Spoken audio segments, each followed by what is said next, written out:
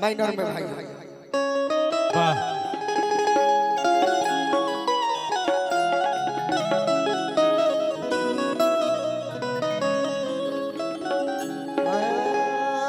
एक जानी कहतरी का कहत राम पिया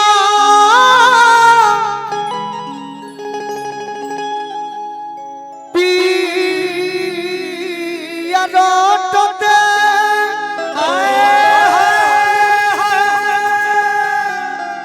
तोर साउंड निमन हो भारत देश में बैठ के बजाओ ना बनाओ मत ऐसा साउंड का हमारा समाज में अरे पियर भइली देहिया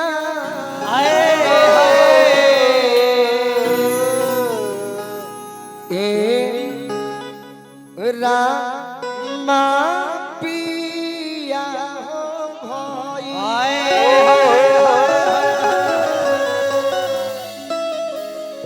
भइली का भइले अरे पिया भइले गुलरी के फूला रामा पिया पिया भइले गुलरी के फूला रामा पिया हो भइले पिया भइले गुलरी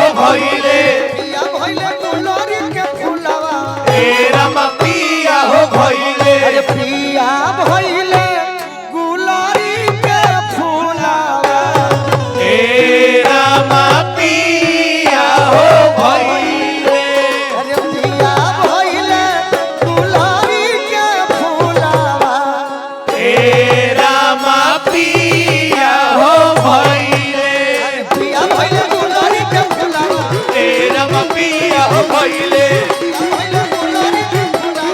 ए राम पिया हो भइले या भइले गुलरी के फुलावा ए राम पिया हो भइले या भइले गुलरी के फुलावा ए राम पिया हो भइले या भइले गुलरी के फुलावा ए राम पिया हो भइले या भइले गुलरी के फुलावा ए राम पिया हो भइले या भइले गुलरी के फुलावा ए राम पिया हो भइले या भइले गुलरी के फुलावा ए राम पिया हो भइले या भइले गुलरी ए राम पिया हो भइले या भइले गुलरी के फुलावा ए राम पिया हो भइले या भइले गुलरी के फुलावा ए राम पिया हो भइले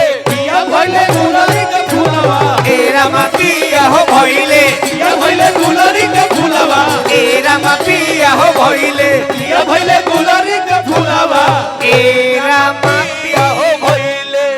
या भइले गुलरी के फुलावा ए राम पिया हो भइले या भइले गुलरी के फुलावा ए राम पिया हो भइले या भइले गुलरी के फुलावा ए राम पिया हो भइले या भइले गुलरी के फुलावा ए राम पिया हो भइले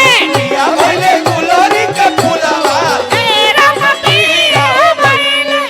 या भइले गुलरी के फुलावा ए राम पिया हो भइले या भइले गुलरी के फुलावा ए राम पिया हो भइले या भइले गुलरी के फुलावा ए राम पिया हो भइले